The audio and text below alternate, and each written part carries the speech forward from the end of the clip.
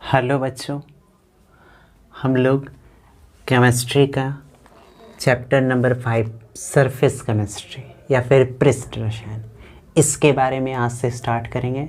हम लोग एकदम अच्छे से एक एक टॉपिक पढ़ेंगे। हम आपको छोटी से छोटी, बड़ी से बड़ी हर एक बात बता देंगे और बहुत ही ये इजी, इम्पॉर्टेंट और बहुत बड़ा चैप्टर है। ऐसा कोई एग्ज़ाम नहीं होता जिसमें इस चैप्टर में से 2 या 3 ना आए, चाहे वो नीट हो, आईआईटी हो, बीएचयू, बीएससी हो, एजी हो, नर्सिंग हो, हर एग्ज़ाम में इसमें से क्वेश्चन आता है। तो हम आज चैप्टर 5 सरफेस केमिस्ट्री स्टार्ट करते हैं। ठीक, अब देखिए, सबसे पहले चैप्टर का नाम ही क्या है? Surface chemistry. केमिस्ट्री का मतलब क्या होता है? रिएक्शन। केमिस्ट्री मतलब ही क्या है भाई? Reaction, chemical. और कहाँ? सरफेस पे, यानी पृष्ठ यानी सतह पर। रसायन यानी लगा दो केमिकल, अपना दिमाग है कि नहीं। यानी क्या ये साइंस का एक ऐसा ब्रांच होता है, ये साइंस का एक ऐसा पार्ट है जिसमें किसी भी सरफेस पे क्या लगा देंगे? केमिस्ट्री। क्या कर देंगे? केमिस्ट्री।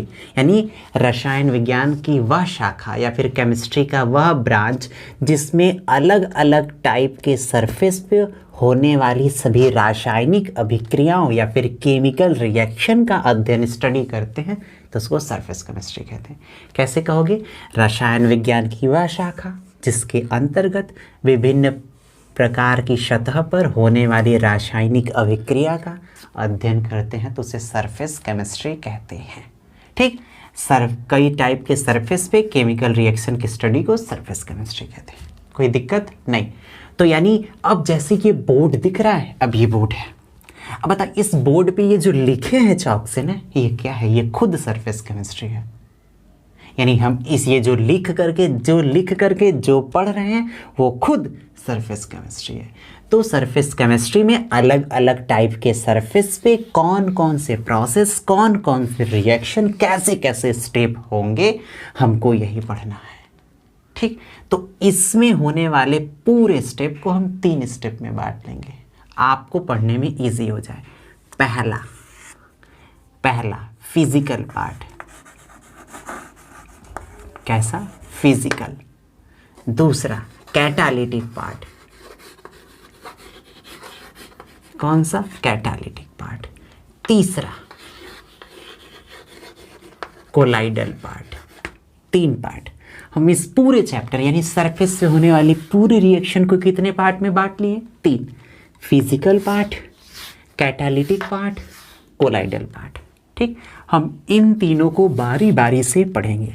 पहले किसको पढ़ेंगे भाई? फिजिकल पार्ट को पढ़ेंगे कि फिजिकल पार्ट क्या होता है। ठीक, तो आइए अब हम सरफेस केमिस्ट्री क्या होता है क्लियर हो गया कि होने वाले पूरे सरफेस पे रिएक्शन को कहते हैं। अब स्टार्ट करते हैं फिजिकल पार्ट। कौन सा पार्ट स्टार्ट करते हैं भाई? Physical part. देखिए, तो फिजिकल पार्ट यानी सतह पर होने वाली जो भी रिएक्शन है, हम उसी के बारे में बात करेंगे। तो 2 प्रोसेस होती हैं किसी भी सतह पर। कितने तरीके के प्रोसेस होते हैं? कितने तरीके के रिएक्शन होते हैं? 2 तरीके के प्रोसेस होते हैं। पहला होता है एडजॉर्प्शन,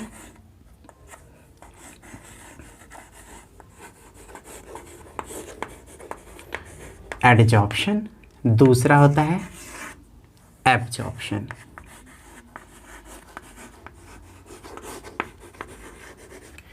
इसको हिंदी में कहते हैं अधिशोषण,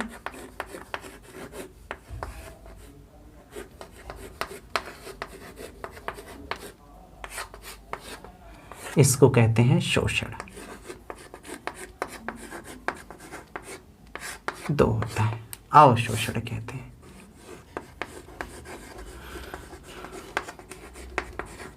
क्लियर है?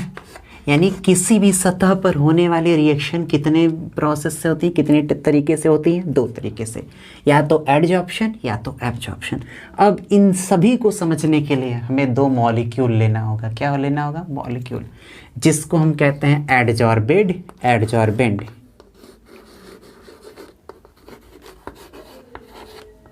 एडजॉर्बेड,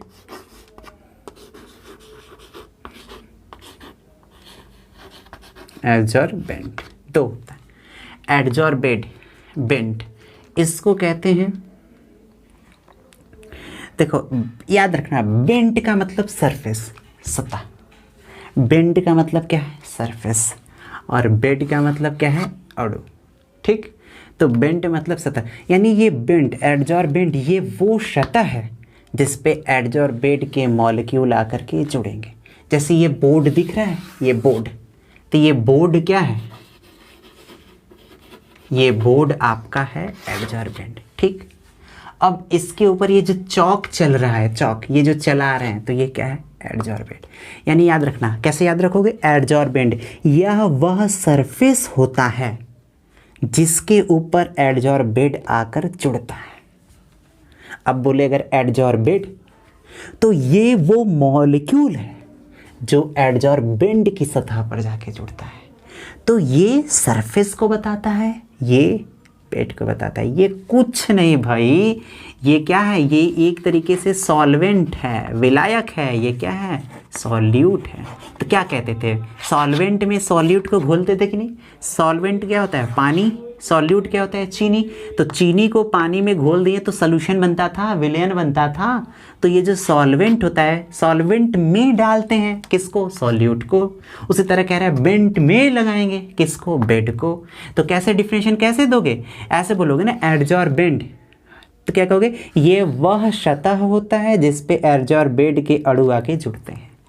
फिर पूछेंगे एडजॉर्बेट, तो एडजॉर्बेट ये वो अणु होते हैं जो एडजॉर्बेंट की सतह पर जाके जुड़ते हैं। इसको पूछेंगे तो इसका कान पकड़ के बता दो, इसको पूछेंगे तो इसका कान पकड़ के बता दो। अब अगर हम पूछें ये बोर्ड पे चौक से लिख रहे हैं, तो इसमें कौन क्या है? तो ये बोर्ड क्या है? ये वो सरफेस है, इसलिए ये एडजॉर्बेंट है। अब ये चौक क्या है? ये वो मॉलिक्यूल है जो इसके ऊपर चल रहा है, इसलिए एडजॉर्बेट है। क्लियर हो गया? अब उसी तरह कोई सोखते को, कोई फॉर्म को हम पानी में डुबा दें, तो बताओ कौन एडजॉर्बेट है, कौन एडजॉर्बेंट है? तो जो तुम्हारा सोखता है वो क्या है? उसका सरफेस है, वो तो क्या होगा? बेंट। और जो पानी है उसका अणु है, तो वो क्या होगा? बेड। ठीक, तो बेंट बेड समझ में आया? ये सरफेस होता है, क्या होता है? और ये क्या होता है? मॉलिक्यूल। क्लियर? तो किसी भी सतह पर कितने तरीके के रिएक्शन होते हैं? दो। पहला एडजॉर्प्शन, तो क्या कहोगे? देखो, जब ऐसा प्रोसेस जिसमें एब्जॉर्बेंट के सतह से जाकर के जुड़ जाता है, तो उसको क्या कहते हैं? एडजॉर्प्शन, अधिशोषण। क्या? एक ऐसी प्रोसेस या एक ऐसी प्रक्रिया जिसमें एडजॉर्बेंट की सतह से जाकर के जुड़ जाए, तो उसको एडजॉर्प्शन कहते हैं। इसका ढेर सारा एग्जाम्पल है। पहला, जैसे बोर्ड पर चौक से लिखना, बोर्ड पर चौक से लिखना, कोई दिक्कत नहीं। क्या? चारकोल के द्वारा हाइड्रोजन का एब्जॉर्प्शन। दीवाल पर, ये दीवाल दिख रहा है मेरा साइड का, ये देखो पेंट, ये भी क्या है? एडजॉर्प्शन है।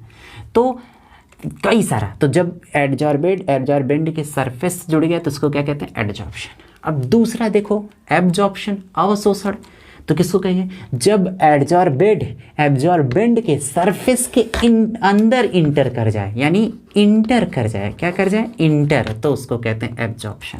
तो दोनों में यही अंतर है कि इसमें उसकी सतह से जाके जुड़ जाना है, इसमें उसकी सतह के अंदर चले जाना है।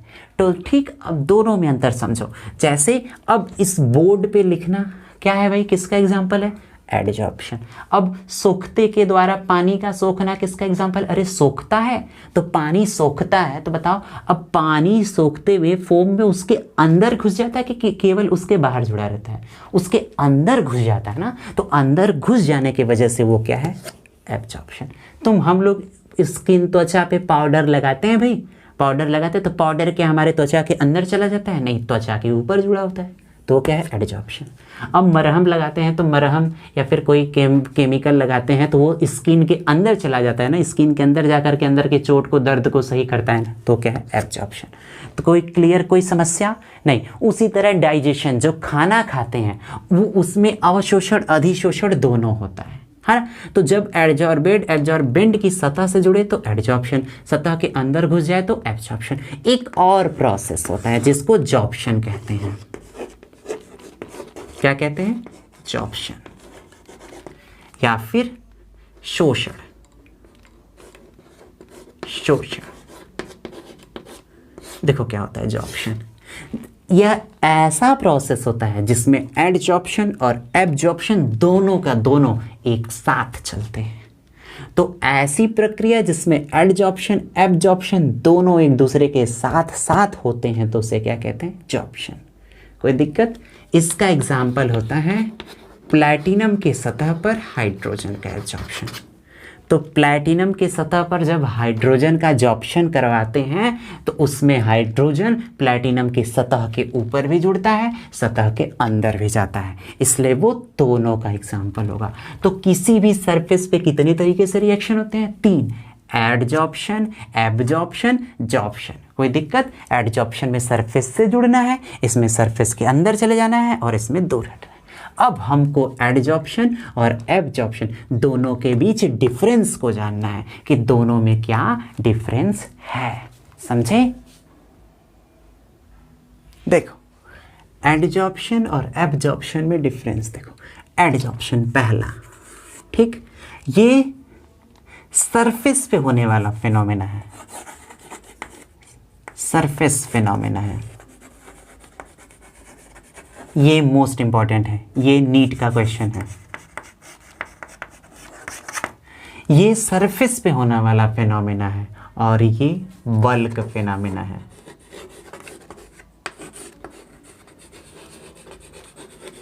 यही एग्जाम में पूछा गया है नीट के।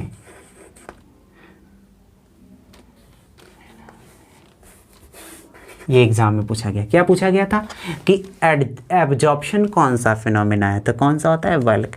इसको क्या? एब्जॉर्प्शन सरफेस फिनोमेना, यानी ये सरफेस पे होने वाले प्रोसेस होते हैं।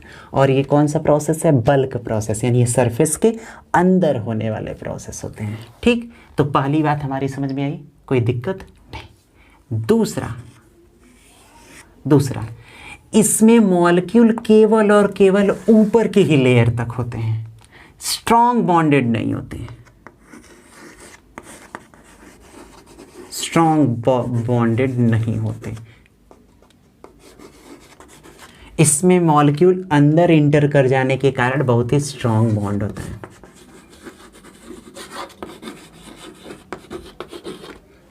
ठीक, ये हम नहीं कह रहे हैं कि फिजिकल एडजॉर्प्शन का, ये एडजॉर्प्शन का बॉन्ड वीक होता है, कभी नहीं। हम अगर बॉन्ड वीक होता तो यहाँ वीक लिखे होते हैं, है ना। हम यहाँ लिखे स्ट्रॉन्ग बॉन्डेड नॉट, मतलब कि इसकी कंपैरिजन में इनका बॉन्ड स्ट्रॉन्ग नहीं है, इनका ज़्यादा है। ये नहीं कह रहे कि इनका बॉन्ड वीक है तो इसका बॉन्ड उतना स्ट्रॉन्ग नहीं होता, पर इसका बॉन्ड उतना ही क्या होता है? स्ट्रॉन्ग होता है। कोई दिक्कत नहीं। ठीक, तो ये है हमारा एडजॉर्प्शन और एब्जॉर्प्शन में क्या है? डिफरेंस है। अब हमको पढ़ना है एडजॉर्प्शन का थर्मल प्रोसेस, कि एडजॉर्प्शन का थर्मोडायनेमिक्स से क्या रिलेशन है, किस तरीके से एडजॉर्प्शन थर्मोडायनेमिक्स के बेसिस पे कंट्रोल होता है। अब हमें ये जानना है, तो आइए हम देखते हैं कि कैसे कंट्रोल होता है। और दोनों का एग्जाम्पल जानना चाहे तो जान सकते हैं। तो इसका हम एग्जाम्पल क्या दिए थे? इसका बोले हैं बोर्ड पर चौक से लिखना, इसका बोले हैं कि किसी भी फोम के द्वारा वाटर को सूखना। जैसे ठंडी का समय देखो, अगर ठंडी के समय में देखो दरवाज़ा हमारा टाइट हो जाता है। क्यों? क्योंकि दरवाज़ा इसलिए टाइट होता है क्योंकि दरवाज़ा नमी को एब्सॉर्ब करके फैल जाता है। फैल जाता है तो जल्दी बंद नहीं होता, तो वो फैल जाता है तो वो किसका एग्जाम्पल होगा? अरे भाई इसका होगा। क्यों? क्योंकि वाटर उसके अंदर चला जाता है। ठीक, अब हम देखते हैं एडजॉर्प्शन। इसको हम डिटेल नहीं पढ़ना है, हमको पूरे चैप्टर में डिटेल यही पढ़ना है। तब हम पढ़ेंगे एडजॉर्प्शन का थर्मोडायनेमिक्स से कैसे रिलेशन है।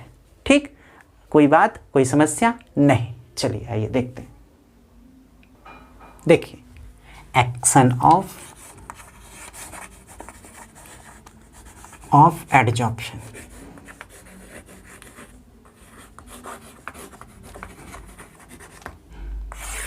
हिंदी में बोलते हैं अधिशोषण की क्रियाविधि।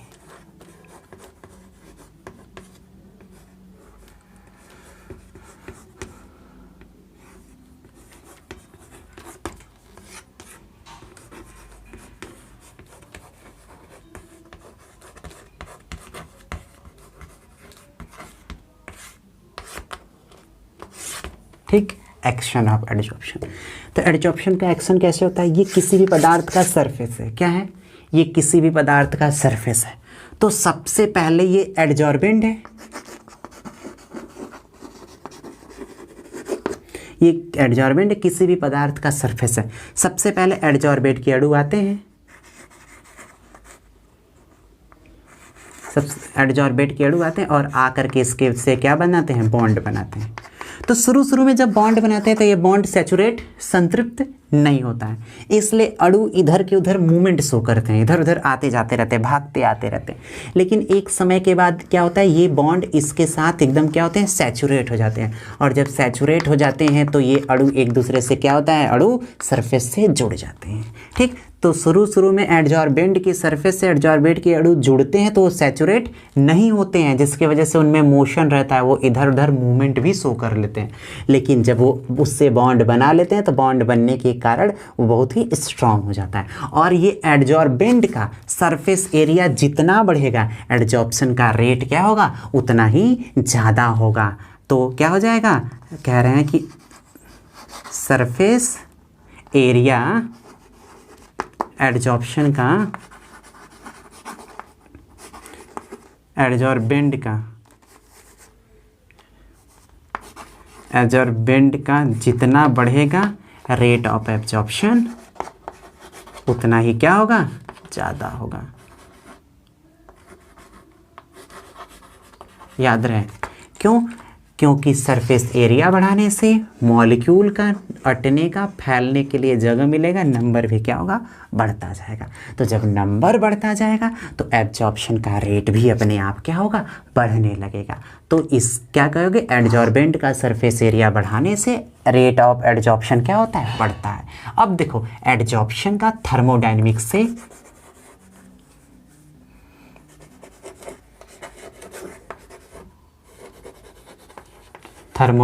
से किस तरीके से कंट्रोल है ना। एडजॉर्प्शन का थर्मोडायनेमिक्स से कैसा कंट्रोल है, देखो क्लियर, ये आपको तब समझ में आएगा जब आप 11th में थर्मोडायनेमिक्स चैप्टर पढ़े।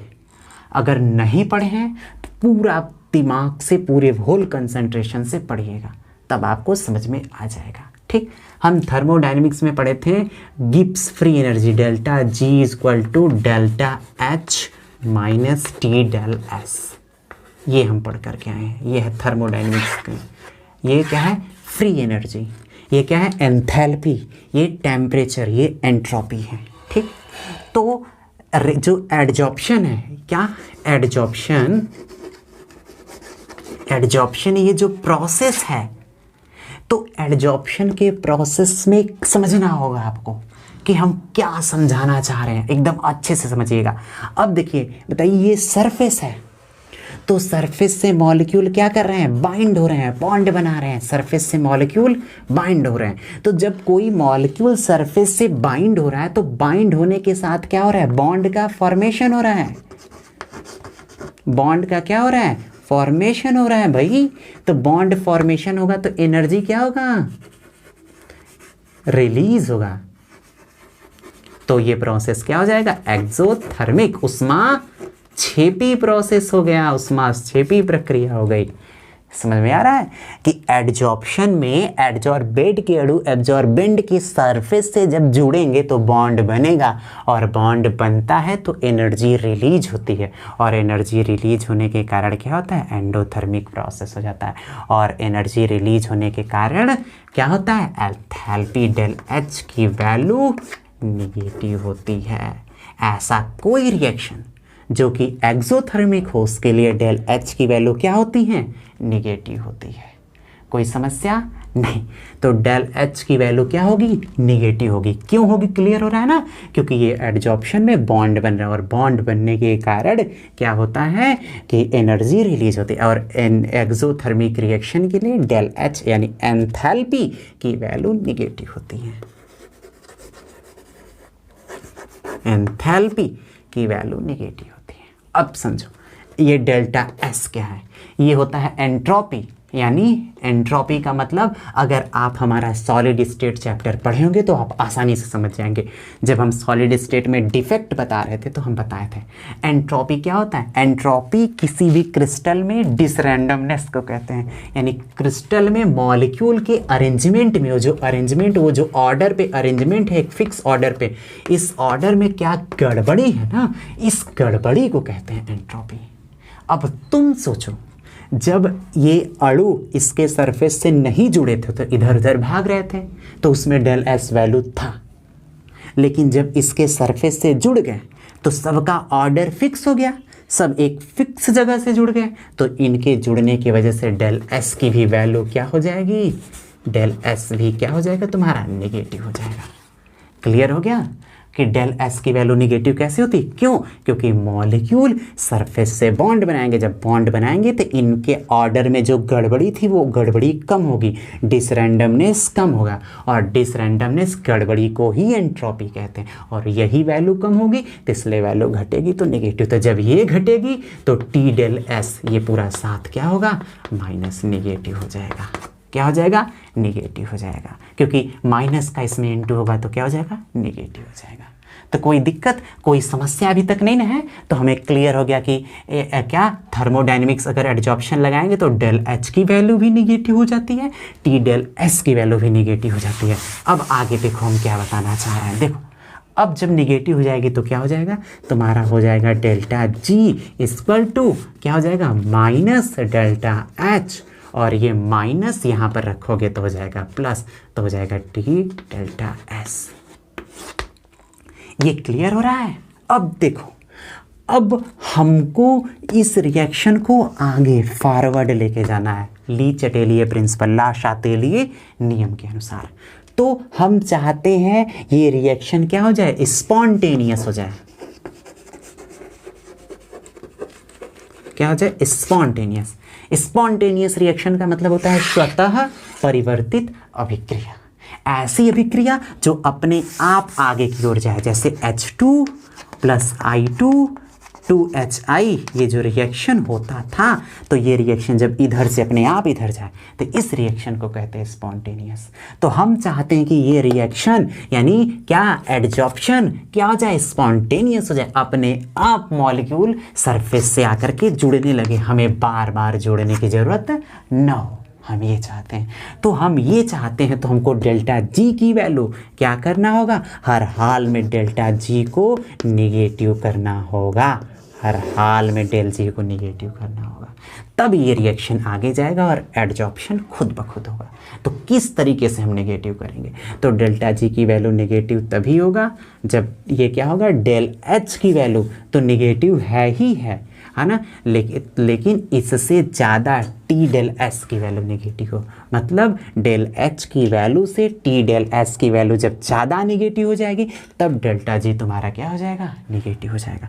तो डेल्टा जी क्या हो जाएगा, नेगेटिव हो जाएगा, और जैसे ही डेल्टा जी नेगेटिव हो जाएगा ये रिएक्शन स्पॉन्टेनियस हो जाएगा और तुरंत रिएक्शन फॉरवर्ड चला जाएगा और रेट ऑफ एडजॉर्प्शन स्पॉन्टेनियस अपने आप होने लगेगा।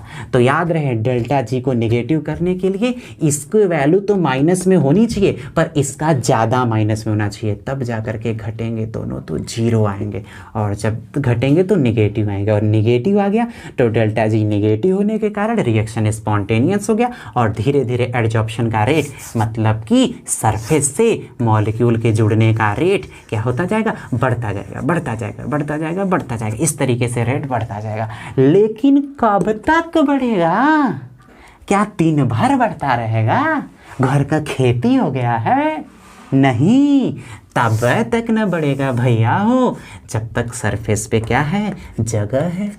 अब जब जगह फ्री हो नहीं रहेगा तो कहाँ आप हमारे आपके सिरवा पे आके जुड़ेगा का, नहीं। तो जब जगह भर जाएगा तो धीरे धीरे डेल्टा जी की वैल्यू नेगेटिव से क्या हो जाएगी, जीरो हो जाएगी, डेल्टा जी का हो जाएगा जीरो। और जैसे ही डेल्टा जी जीरो, रिएक्शन कहाँ पहुँचेगा, इक्विलिब्रियम पे, और आगे यानी एडजॉर्प्शन का क्या, एडजॉर्प्शन में साम्य स्थापित हो जाएगा, यानी ये सरफेस से मॉलिक्यूल के जुड़ने में और इसमें मॉलिक्यूल के हटने में, इन दोनों के बीच क्या आ जाएगा, साम्य। यानी अपने आप जुड़ेंगे भी और जुड़ करके हटेंगे भी नहीं, जुड़ेंगे भी जुड़ के हटेंगे भी नहीं, तो ये हो जाएगा साम्य पे। और ये बहुत इंपॉर्टेंट टॉपिक है और हम उम्मीद करते हैं कि आप समझ गए होंगे, क्योंकि इससे ईजी क्या आपको कोई समझाएगा। तो अगर आप चाहते हैं कि इसी तरीके से और पढ़ते रहें तो हमारे चैनल को सब्सक्राइब करना ना भूलें। तनी सी करिए देंगे तो क्या हो जाएगा भाई, चैनल को सब्सक्राइब कर दीजिए, बेल आइकन को दबा दीजिए कि आपको बराबर वीडियो पता चलता रहे, जब जब हम वीडियो डालें तो डालते रहें। तो ये क्या था, एडजॉर्प्शन का थर्मोडायनेमिक एक्सेप्ट। अब हमको पढ़ना है कि टाइप्स ऑफ एडजॉर्प्शन, कि एडजॉर्प्शन का क्या कितना टाइप होता है। देखिए अब क्या पढ़ना है, टाइप्स ऑफ एडजॉर्प्शन।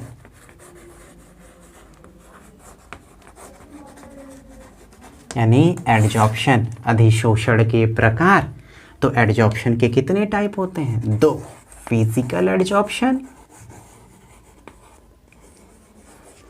और केमिकल एडजॉर्प्शन। केमिकल एडजॉर्प्शन, ठीक। तो एडजॉर्प्शन के कितने टाइप होते हैं, 2 type, physical adsorption, chemical adsorption. Physical adsorption, इसमें मॉलिक्यूल यानी एडजॉर्बेंट की सतह से किससे जुड़ा होता है भाई, वीक वान डेर वाल फोर्स से।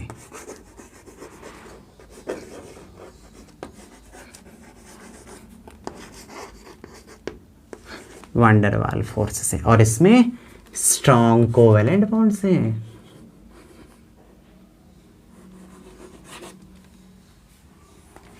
कोवेलेंट बॉन्ड,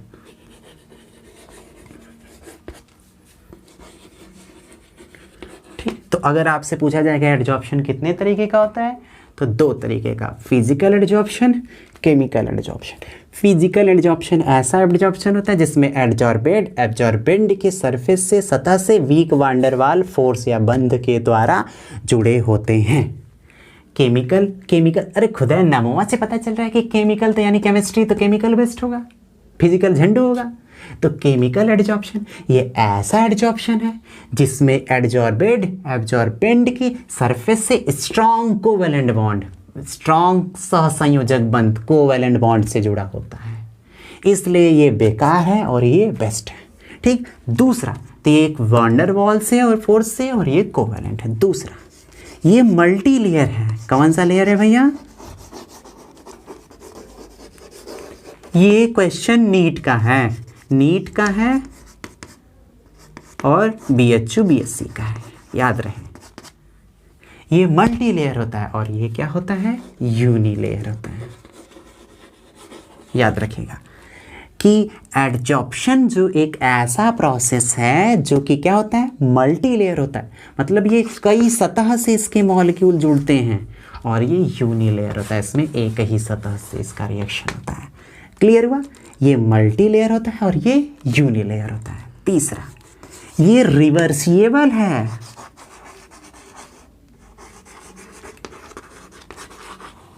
ये रिवर्सिएबल है और ये इरिवर्सिएबल है।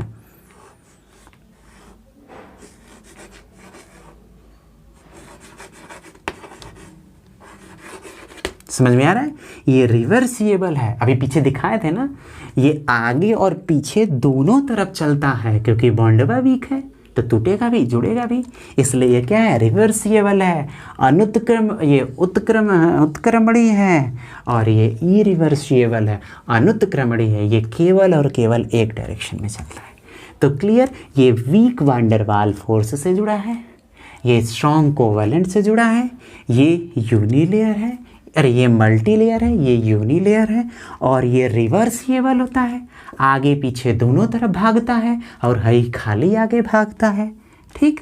अगर और चौथा की बात करें तो चौथा, ये नॉन स्पेसिफिक है, मतलब ये विशिष्ट नहीं है, ये नॉन स्पेसिफिक है। और ये क्या है,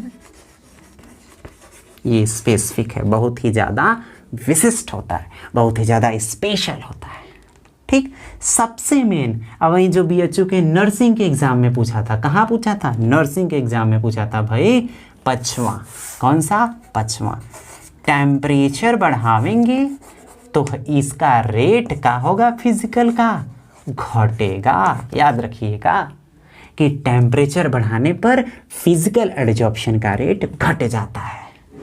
और इसकी बात करें तो इसके केस में टेम्परेचर को बढ़ाने पर पहले रेट क्या होगा, बढ़ेगा फिर घटेगा। याद रहे कि फिजिकल एडजॉर्प्शन टेम्परेचर बढ़ाने पे घटता है। क्या ही घटता है, काहे कि मॉलिक्यूल कौने बांड से जुड़ा है, वांडर वाल फोर्स से जुड़ा है। तो टेम्परेचर बढ़ाएंगे नहीं है, गर्म होकर के अणुओं की एनर्जी क्या होगा, बढ़ जाएगा। तुरंत वो अपने ग्राउंड स्टेट से कहाँ पहुँचेंगे, एक्साइटेड पे, और एनर्जी मिलते ही तोड़ ताड़ के बॉन्ड भाग जाएंगे। तो जब भाग जाएंगे तो बॉन्डवा जब भाग जाएंगे तो सरफेसवा पे जुड़ेंगे नहीं, तो जब सरफेस पे जुड़ेंगे नहीं तो रेट घट नहीं जाएगा, तो घट जाता है।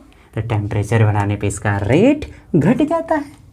अब उधर पहुँचो, देखो अब यहाँ पहुँचो तो इसकी बात करें तो अब बताओ यहाँ बॉन्डवा का है स्ट्रॉन्ग है, इसलिए पहले बढ़ाते हैं। तो बॉन्ड स्ट्रॉन्ग होने के कारण मॉलिक्यूल उसको जाने नहीं देता, बॉन्ड पकड़े रहता है, इसलिए पहले बढ़ता है। लेकिन जब ज़रूरत से ज़्यादा टेम्परेचर बढ़ जाता है तो यहू का बॉन्ड कब तक संभालेगा भाई, टूट जाता है। तो फिर रेटवा क्या हो जाता है, घट जाता है।